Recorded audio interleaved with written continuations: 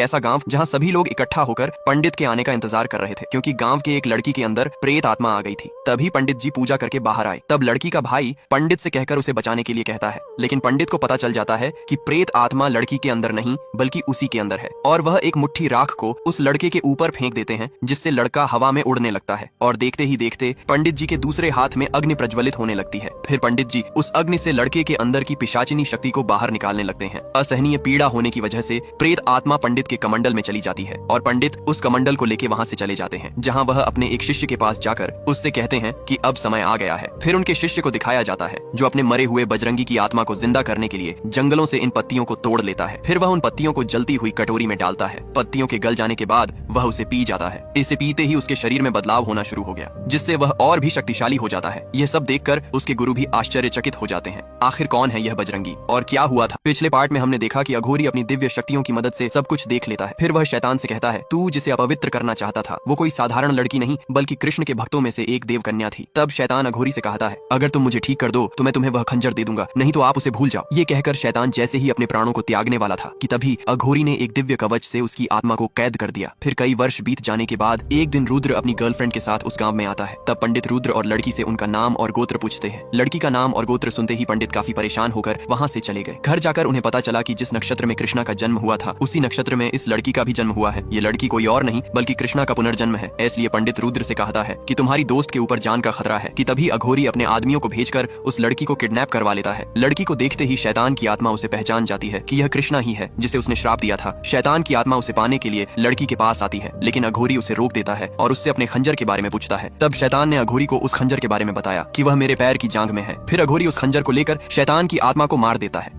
एक बार रुद्र जंगलों से होते हुए जा रहा था कि तभी उसे रास्ते में एक गर्भवती महिला मिली जो दर्द से तड़प रही थी। महिला के साथ वालों ने रुद्र से कहा कि अगर उसे समय से पहले वैद्य के पास नहीं ले जाया गया तो उसकी जान जा सकती है, क्योंकि उस गांव में बाढ़ आने के कारण आगे का रास्ता बंद था। रुद्र ने बिना देरी किए उस महिला को उठाकर बहती हुई नदी से पार करवा दिया और माँ बच्चे की जान बचाई थी। तभी से यह माँ बेटे रुद्र को अपना भगवान मानने लगते हैं। फिर हमें दिखाया जाता है कि रुद्र ने जिन धनवंतरी वंशज लोगों को कैद कर रखा था वह सभी जंगलवासी अपने बच्चों को न देखकर रुद्र के ऊपर चिल्लाने लगते हैं। तभी रुद्र उनके बच्चों को लेकर आता है और उन्हें उचित शिक्षा देने के लिए कहता है, जिसे देखकर उनके माता पिता काफी खुश हो जाते हैं और वे सभी रुद्र का साथ देने लगते हैं। एक दिन धनवंतरी वंशज के लोग रुद्र से कहते हैं कि आप जो कहेंगे हम वह करेंगे। तो रुद्र उन्हें एक बीमार महिला के पास ले जाता है और उन सभी से कहता है कि क्या आप लोग इस महिला की जान बचा सकते हो? उसे देखकर धनवंतरी वंशज के लोग अपना हुनर छुपाने के लिए उस महिला को बचाने से मना कर देते हैं। आखिर क्या होगा उस महिला के साथ, क्या वह बच पाएगी, देखेंगे नेक्स्ट पार्ट में।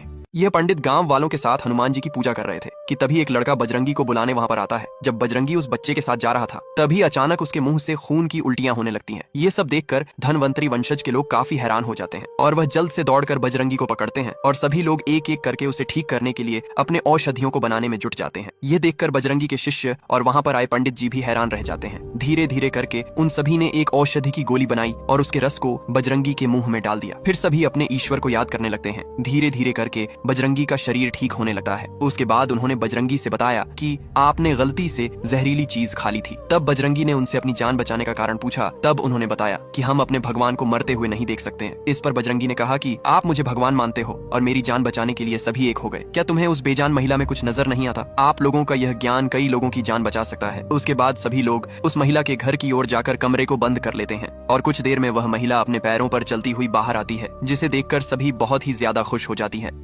जब सर्वानंद ने तांत्रिक को देखा तो वह उसे पकड़ने के लिए दौड़ा, मगर वो तांत्रिक दूसरे रास्ते से निकल गया। फिर सर्वानंद पुलिस के पास गया। तब हवलदार उन्हें दूर जंगल से होते हुए एक छोटे से मंदिर में ले गया। यही मंदिर तांत्रिक के रहने का स्थान है, जहाँ थाल में रखे कुमकुम में कुछ फोटो पड़े हुए थे। फोटो सेल्वी संतोष और सरपंच के बेटे का है। वहाँ चौथा फोटो भी है जो कि शक्ति का है। अब उन्हें वापस जाते हुए तांत्रिक पेड़ के ऊपर से देख रहा था और उसके हाथ में इंस्पेक्टर की फोटो थी। जब सर्वानंद घर में रखा एल्बम देख रहा था तो उसे शक्ति के बर्थडे की तस्वीर दिखी। तस्वीर देखकर उसे पता नहीं क्या सूझा और वो सीधे उस जगह चला गया जहां लोगों का रिकॉर्ड रखा था। काफी खोजबीन करने के बाद उसे पता चला कि मरने वाले सभी लोग एक ही तारीख को पैदा हुए थे और उन लोगों में शक्ति और इंस्पेक्टर भी शामिल थे। लेकिन उन सभी लोगों में एक बात कॉमन थी कि सभी के शरीर पर एक निशान बना हुआ है। सर्बानंद ने डॉक्टर को सारी बातें बताई और शक्ति को दूसरे कमरे में शिफ्ट कर दिया और डॉक्टर को शक्ति का ध्यान रखने को कहकर वह इंस्पेक्टर को आगाह करने चला गया। इंस्पेक्टर भी तांत्रिक को पकड़ने में लगा था। इधर पंडित के रूप में दुष्ट बाघ ने घर में दस्तक दे दी। अब क्या होगा शक्ति के साथ, देखेंगे नेक्स्ट पार्ट में।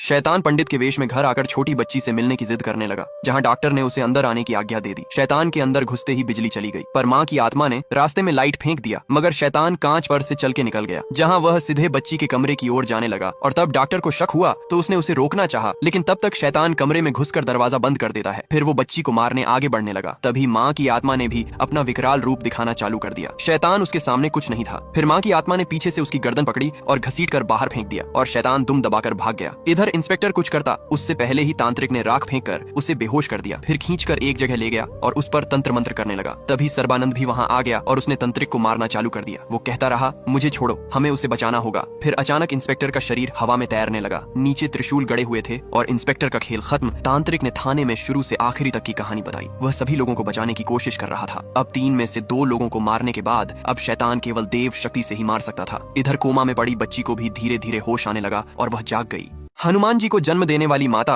अंजनी देवराज इंद्र के दरबार में एक अप्सरा थी। वह अति सुंदर और चंचल स्वभाव की होने के कारण अक्सर देवराज इंद्र के सभा में नृत्य किया करती थी, और इसके साथ ही वह भोलेनाथ जी की बहुत बड़ी भक्त भी थी। एक बार माता अंजनी ने अपने गुरु बृहस्पति को एक माला भेंट दी, जिससे प्रसन्न होकर गुरु ने उन्हें पुत्रवती होने का वरदान दे दिया। परेशान होते हुए माता अंजनी ने उनसे कहा, परंतु गुरुदेव, नियमों के अनुसार कोई भी अप्सरा किसी बच्चे को जन्म नहीं दे सकती है। इस पर गुरु ने कोई जवाब नहीं दिया। एक दिन माता अंजनी अपनी कुछ सहेलियों के साथ विमान पर घूम रही थी कि तभी उन्हें पृथ्वी पर एक तेज रोशनी दिखाई दी, जिसे देखने की उत्सुकता की वजह से वह पृथ्वी पर आई और धीरे धीरे उस तेज रोशनी की ओर जंगल में बढ़ती गई, जहां उन्हें एक दिव्य रोशनी के साथ एक वानर की आकृति दिखाई दी। उसे देखने की उत्सुकता में माता अंजनी ने वहां पर पड़े एक लकड़ी को खींच दिया, जिससे वहां पर तपस्या कर रहे ऋषि की आंख खुल गई। यह देखकर माता अंजनी काफी डर सी गई और उन्होंने क्षमा मांगते हुए ऋषि से कहा, हे महामुनि, मैंने यहाँ से निकल रहे तेज और एक वानर की आकृति देखी, जिसकी वजह से अनजाने में मुझसे यह गलती हुई। कृपया मुझे क्षमा करें। जिस पर नाराज होकर ऋषि ने माता अंजनी को वानरी होने का श्राप दे दिया।